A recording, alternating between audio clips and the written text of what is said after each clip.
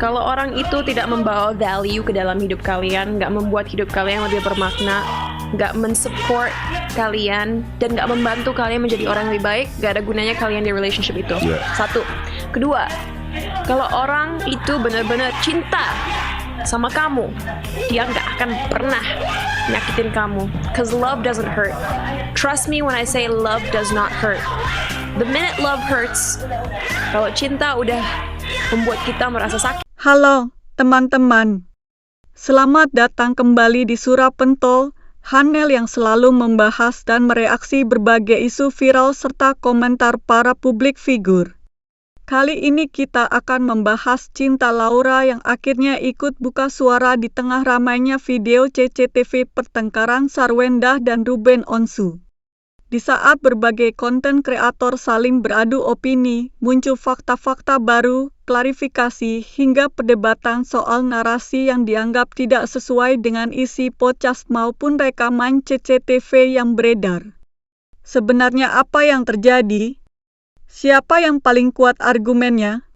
Dan apakah opini publik mulai berubah setelah bukti-bukti baru bermunculan? Tonton videonya hingga usai, karena saya akan memberikan komentar cukup panjang di bagian akhir video. Yuk kita tonton videonya. Itu bukan cinta. Love does not hurt. Kita itu hidup di dunia cuma satu kali. Ya, kita hidup di dunia cuma satu kali. Allah sudah mentakdirkan karakter yang kita punya. Ya, jadi makanya kita jadi manusia, karakternya jangan berubah-ubah. Jadi jadi kadang karakter aslinya malah jadi keluar, lupa sama perannya. Ya, kita tuh hidup di dunia nyata, bukan di dunia perfilman. Perfilman itu cuma part of pekerjaan. Jadi CCTV itu dia datang ke toilet, kita lagi boker, dia mau pindah hari. Jadi itu kan dia lagi mau pindah-pindahan tuh. Nah selama rumah belum jadi minta transit dulu. Ya udah gua taruh di Ritz Carlton. Ya lu bayangin tuh Ritz Carlton, lu taruh sebulan keluarga lu bayangin tuh Ritz Carlton. Ya gua taruh yang di apartemen Ritz Carlton 3 kamar. Nah dihitung deh teh, dicari di Google. Tuh situ. Nah dia mau pindah hari, gua bilang tunggu dulu. Kan pindah hari hotel itu bukan kayak kos-kosan temen gua. Tanya dulu bisa atau enggak gitu loh, maksudnya harinya dia minta dipindah, gue lupa dimaju apa dimundurin gitu, pokoknya pindah. Nah karena gue bekas pegawai hotel ya gue tau lah regulasi hotel gitu. Gue marah, gue semua marah meledak. Nah gue pergi itu karena menghindar. Dia dia mau nahan gue, tangan gue diem aja, gue nggak mau lakuin kekerasan, diem aja, gue diem aja. Tapi ibunya baik tuh, ibunya baik, bener ibunya yang nyuruh gue sabar, ya. Dia ngomong dia nggak mikir gue trauma ngeliat begitu.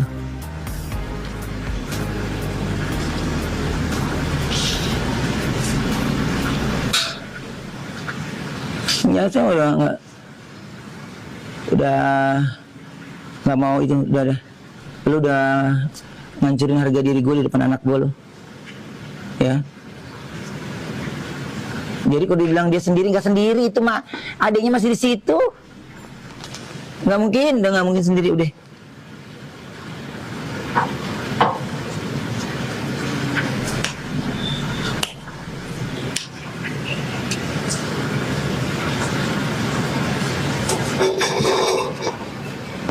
Enggak guys, belum. Nanti kalau aku udah mau masukin itu jualan baru.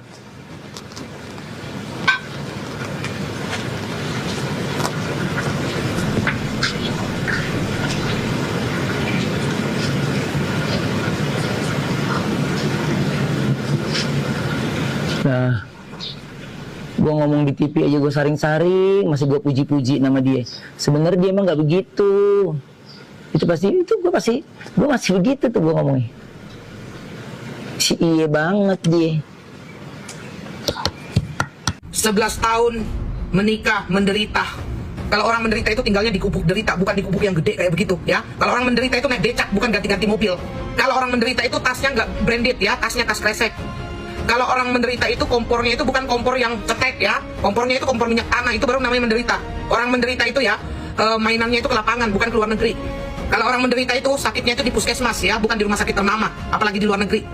Kalau orang menderita itu ya, dikasihnya hadiahnya itu hadiah ya, yang imitasi, bukan diamond. Kalau orang menderita itu makannya tahu tempe, bukan di restoran mewah. Rumah 2, apartemen 1, villa 1, itu menderita dibilang. Kalau menderita tuh, di gubuk derita tuh. Yang orang yang di bawah rel kereta api itu baru menderita namanya. Mobil sampai 3, sampai 4 tuh. Kalau menderita itu orang jalan kaki, naik becak, naik angkot, itu baru namanya menderita.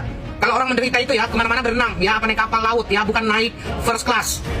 Jadi nggak usah bilang menderita ya. Jadi konteksnya itu kayak kamu itu tidak bercacat bercela gitu ya, kayak suci dalam debu begitu, yang sempurna gitu. Pastilah semua manusia itu pasti punya kekurangan, kelebihan, itu udah biasa. Tapi jangan semata-mata terus kayak memframing bahwa dirinya itu menderita gitu. Ada pernyataan si Erwin yang mengatakan seperti ini. 11 tahun menderita. Menderita dari mana? Yang tahu kita menderita ya diri kita sendiri. Bukan kau yang menentukan. Haus validasi. Cari pembenaran sana sini. Ya wajarlah mantan istrimu menderita. Kalau aku lihat dari tingkahmu ya. Padahal mantan istrimu jarang loh memberikan klarifikasi masalah rumah tangganya. Sekali dia ikut podcast si Densu, langsung keok kau. Langsung panik. Apalagi terspil 3 huruf. Panik sekali. Gak jadi jualan hari ini. Malahan ngerumpi di ini, di live. Wen, masalah hari aja udahlah gratis lu di hotel mewah sama keluarga lu. Loh, orang lagi boker, lagi lu getok-getok, lu teriak-teriakin. Lu kadang-kadang ini ya, otak lu suka koslet. Suka nggak bersyukur ya, dapat suami yang baik, suami yang ganteng, suami yang muda, bukan gadun loh. Hari gini lu dapat 200 jati dari mana kalau bukan dari gadun, ya? Gak bersyukur lu ya, bentak-bentak, marah-marah, inces lu. Ingat dong sebelum OP gimana wajahnya, ya sebelum OP gimana penampilannya, diingat. Jangan lupa diri ya. Jejak digital banyak loh. Endah posting rekaman CCTV guys. Di dalam postingan itu juga ada perminta maafan gitu ya guys ya, dan juga menjelaskan gitu kan kenapa bisa adanya pertengkaran itu gitu. Kan awalnya yang memberitahu rekaman CCTV itu kan pihaknya Kak Ruben Onsu ya guys ya. Dan sekarang si Wenda ini tuh mengunggah yang fullnya gitu guys, sebelum terjadinya itu kenapa. Dan juga dia tuh menjelaskan kenapa bisa terjadi itu. Dan katanya itu tuh terjadi gara-gara kayak rumah tersebut itu tuh sudah habis kontraknya. Dan juga itu tuh adalah emosi yang terpendam selama 11 tahun gitu guys. Apapun masalahnya itu urusan mereka guys ya, mau selingkah kayak mau apa kayak segala macam, bodo amat gitu ya guys ya. Sebenarnya gue tuh salvoka tuh cuma satu ya guys ya, ketika si Wenda itu marah. Gila, marahnya itu tuh kayak Nikita Mirzani. Bener dah, gue selama ini ngeliat si Wenda itu kan pendiam, kalem gitu guys ya. Buset, kalau marah agak gila juga kata gue. Tapi gak apa-apa ya guys ya, mungkin itu tuh adalah sifat aslinya gitu ya guys ya, yang dimana yang sudah dipendem nih ya kan akhirnya keluar juga. Bisa jadi itu kodamnya keluar, kan kita nggak tahu ya guys ya. Sarwenda ungkap tidak pernah berantem di depan anak atau tempat umum. Ruben Onsu keluarkan bukti CCTV saat Sarwenda ngamuk. Ya, jadi Sarwenda klaim bahwa dia nggak pernah bertengkar di depan anak. Saya lo udah nonton podcastnya, saya udah nonton, Sarwenda nggak ada ngomong kayak gitu. Justru dia mengakui dia pernah ribut bersama dengan suaminya di saat mereka masih berstatus suami istri. Dia mengakuin pernah ada keributan yang terjadi, terdengar anak di saat posisi anak sedang tidur. Bahkan anak tersebut negur Sarwenda, kenapa ribut sama bapak, kayak gitu, sama ayah, istilahnya kayak gitulah teman-teman. Makanya ditonton dulu podcastnya ya, baru buat narasi. Jangan buat narasi-narasi seperti ini sampai ada influencer yang bilang seperti ini topik konten dia. Sarwenda klaim tidak pernah bertengkar di depan anak. Lu nonton dulu VT-nya, lu tonton dulu podcastnya Denny Sumargo ya. Jangan lu matikan karakternya Sarwenda, ampun deh. Lu Sarwenda harus banyak-banyak sabar deh. Bener-bener. Nih habis hujan pasti akan ada pelangi buat lu. Saya juga influencer loh, saya cukup dikenal dan saya juga punya banyak followers. Dan buat teman-teman jangan lupa follow TikTok saya. Nimbrung ya nimbrung, tapi dengan cara yang baik-baik.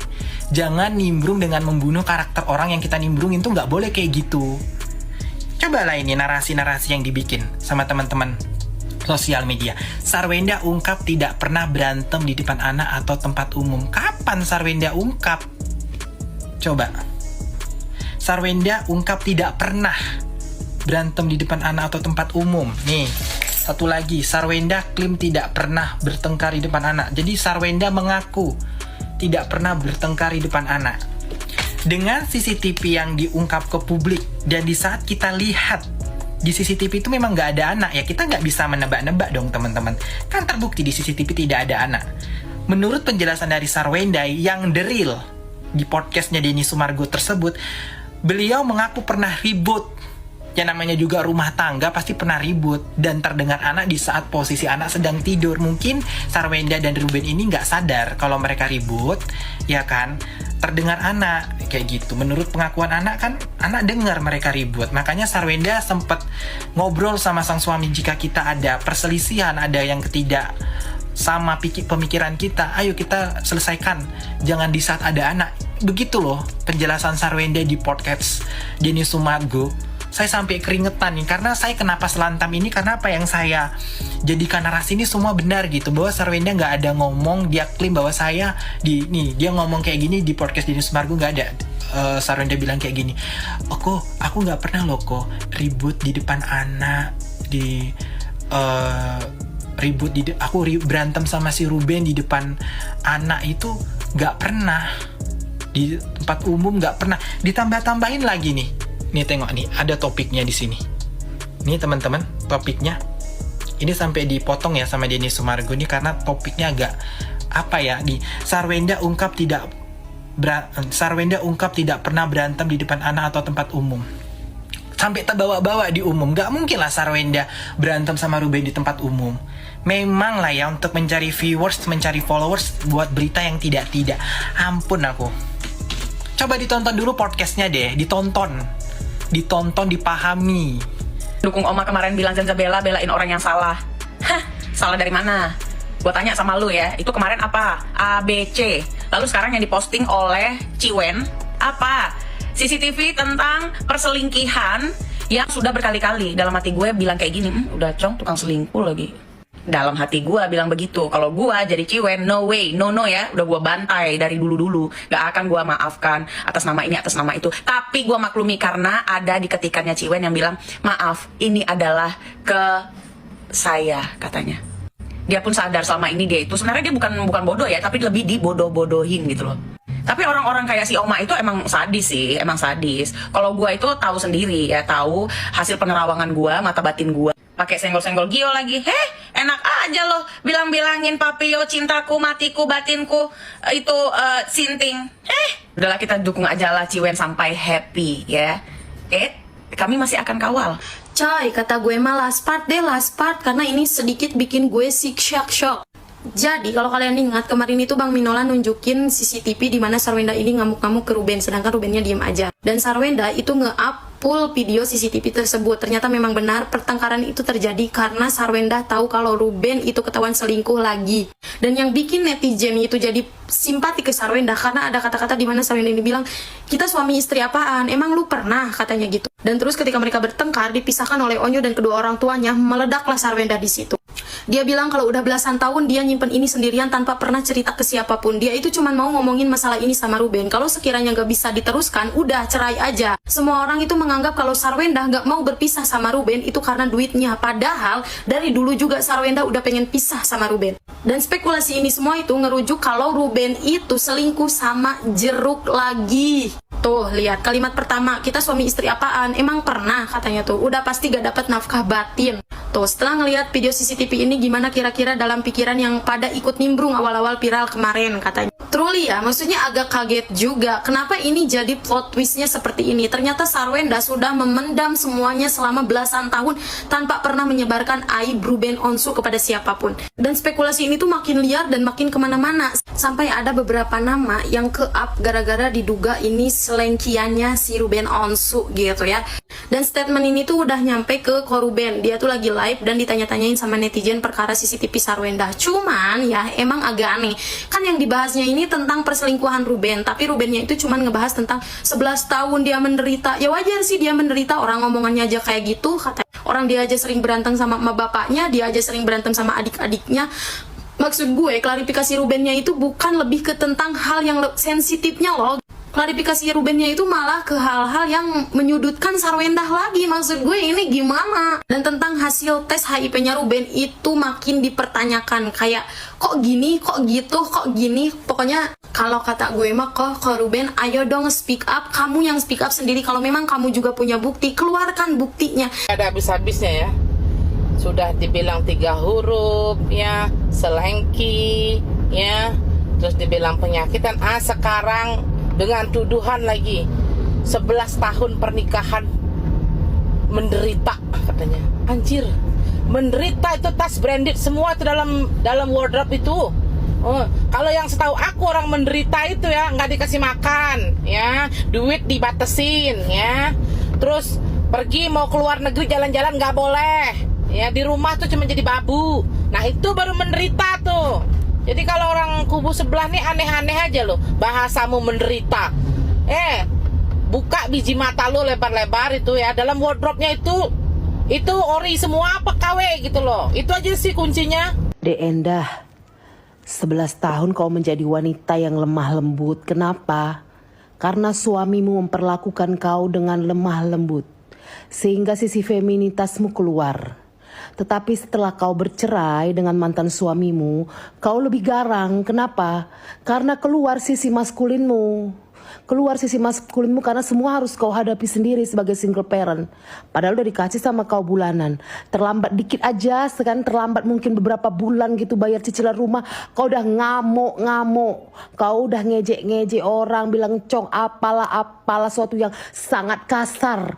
Kau nggak berpikir nanti mental anakmu mendengarnya, ya kan? Sekarang kau bilang anak kau dibully, padahal yang menyebabkan anakmu dibully itu kau gitu.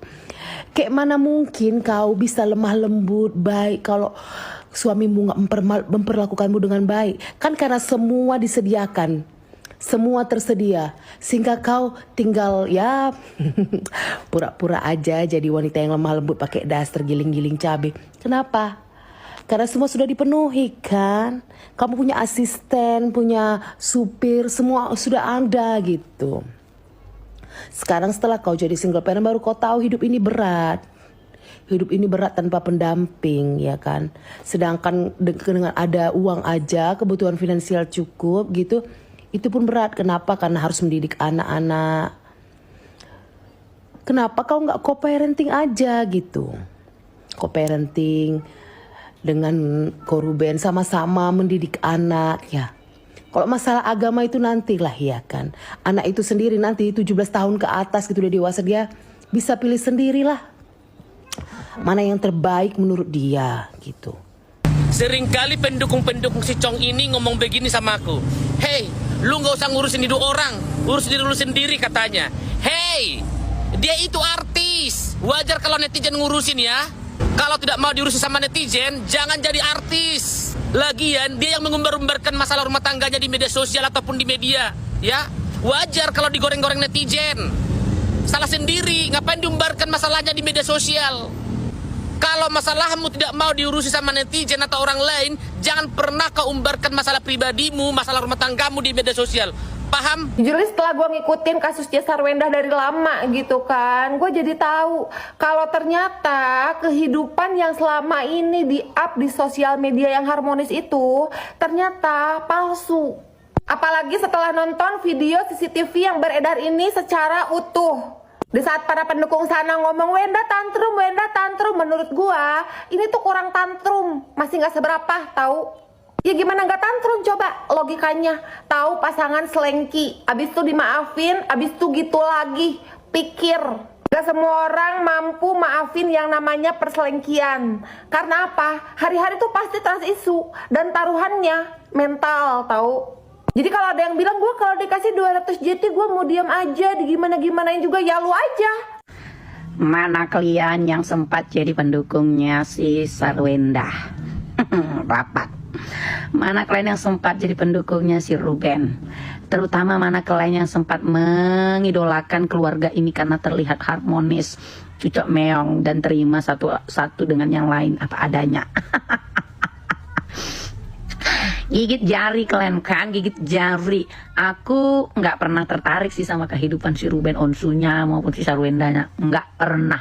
Tapi ya kan memang ini menurut kacamata aku aja ini ya. Gak usah menurut kacamata kalian para netizen ya kan, suka aku lah.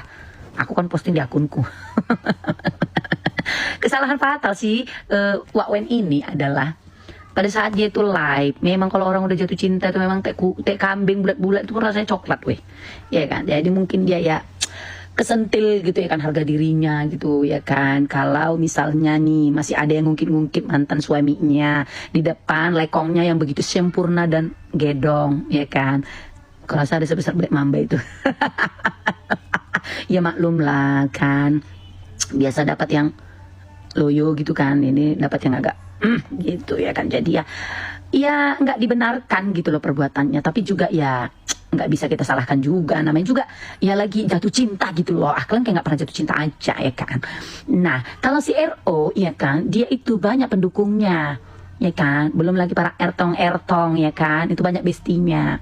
Jadi ya udah pasti dia itu mantep lihai memerankan perannya gitu loh. Ya nggak bisa disalahkan juga karena memang dasarnya kan dari dulu itu udah acting gitu loh ya kan. Tapi juga dia kan bagus gitu loh menanggung jawabi gitu kan anak-anaknya. Dia sadar akan perannya sebagai ayah kandung ya kan gitu loh. Cuman ya makin kesini makin blunder aku tengok.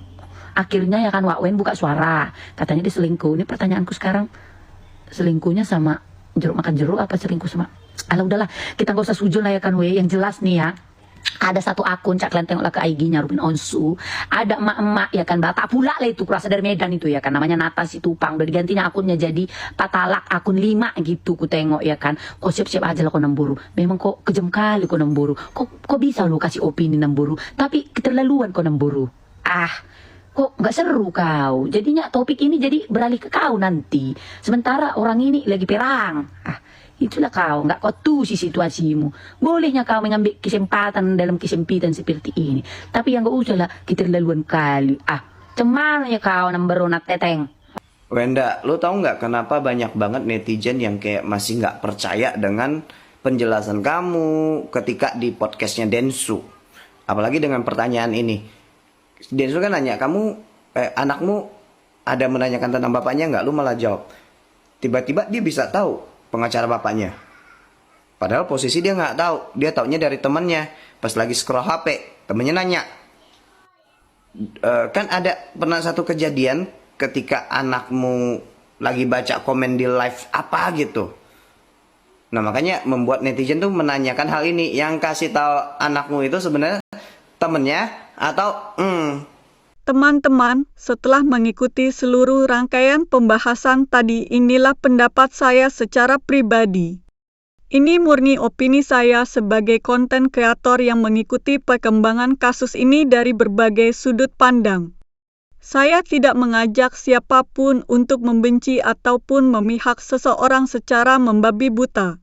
Saya hanya menyampaikan bagaimana saya melihat persoalan ini. Menurut saya, pelajaran paling besar dari kasus ini bukan sekadar soal siapa yang benar dan siapa yang salah. Justru yang paling menarik adalah bagaimana sebuah narasi bisa berkembang begitu cepat di media sosial. Banyak orang langsung mengambil kesimpulan hanya dari potongan video, judul konten, atau cuplikan beberapa detik tanpa mau melihat keseluruhan konteksnya. Di dalam narasi yang kita bahas tadi juga terlihat bahwa muncul berbagai pendapat dari para kreator konten. Ada yang membela Sarwenda, ada yang membela Ruben Onsu, ada pula yang mencoba berada di tengah. Hal seperti ini sebenarnya wajar. Yang tidak wajar adalah ketika opini berubah menjadi fitnah atau ketika seseorang memotong pernyataan sehingga maknanya menjadi berbeda dari yang sebenarnya. Saya pribadi merasa jika memang ingin mengomentari sebuah podcast atau sebuah rekaman CCTV, sebaiknya tonton dulu secara utuh. Jangan hanya mengandalkan potongan-potongan yang sudah diedit. Karena sekali narasi yang salah tersebar, dampaknya bisa sangat besar terhadap nama baik seseorang. Saya juga melihat bahwa kasus ini menunjukkan betapa beratnya kehidupan seorang publik figur. Apapun yang mereka lakukan akan selalu menjadi bahan pembicaraan. Bahkan ketika mereka diam, orang akan membuat spekulasi. Ketika mereka berbicara, tetap saja ada yang tidak percaya. Pada akhirnya, mereka berada dalam posisi yang sangat sulit. Soal video CCTV yang beredar, menurut saya publik memang berhak memberikan pendapat. Tetapi kita juga harus sadar bahwa CCTV hanya memperlihatkan sebagian kecil dari sebuah peristiwa. Kamera tidak selalu bisa menjelaskan apa yang sudah terjadi sebelum atau sesudah kejadian tersebut. Karena itu, menurut saya, jangan langsung menjadikan satu rekaman sebagai dasar untuk menghakimi keseluruhan perjalanan rumah tangga seseorang. Kemudian mengenai berbagai komentar dari influencer maupun kreator konten yang ikut menanggapi kasus ini, saya melihat ada sisi positif dan sisi negatifnya. Positifnya, masyarakat mendapatkan banyak sudut pandang. Negatifnya, tidak sedikit yang akhirnya berlomba membuat judul paling sensasional demi mendapatkan perhatian.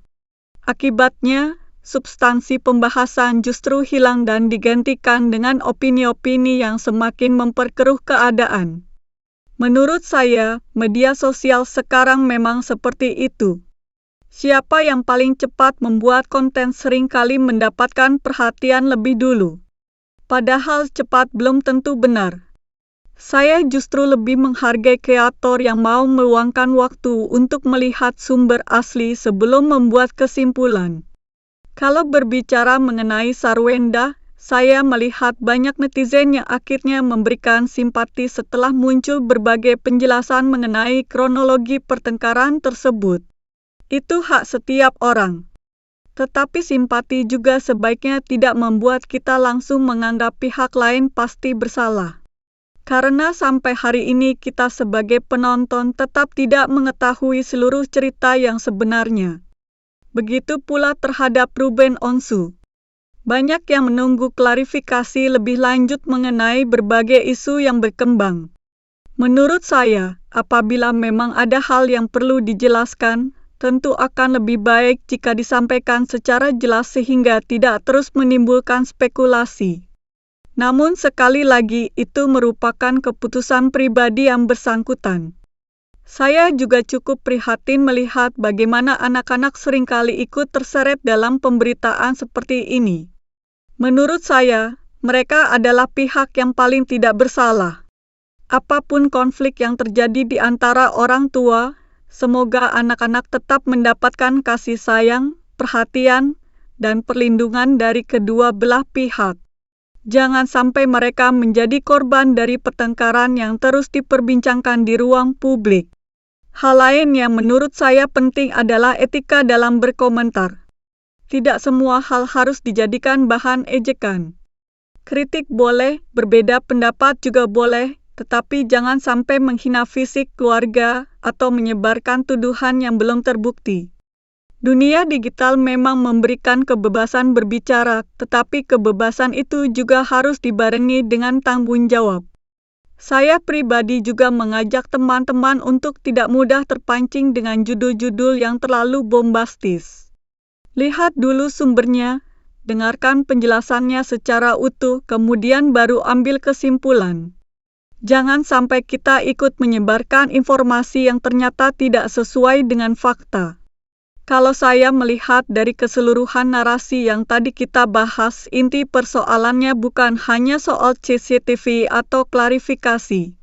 Intinya adalah bagaimana publik bisa memiliki persepsi yang berbeda hanya karena menerima informasi yang berbeda.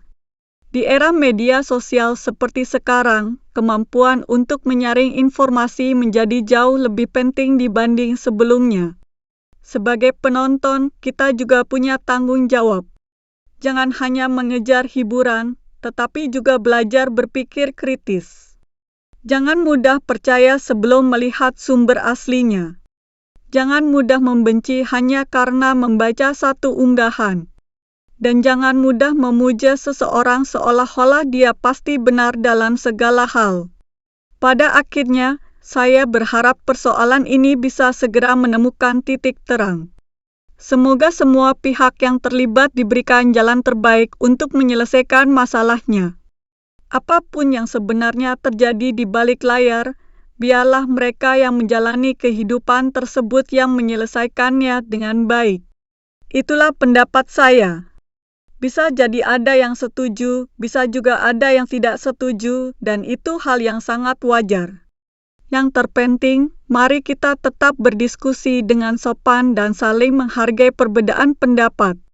Kalau menurut teman-teman bagaimana?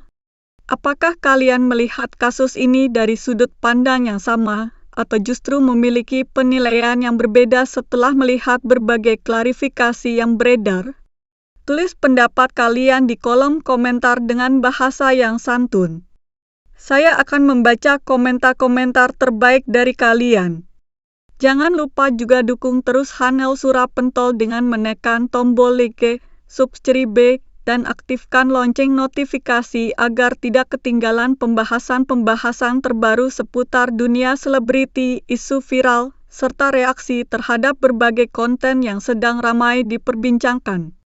Terima kasih sudah menonton sampai akhir. Sampai jumpa di video berikutnya.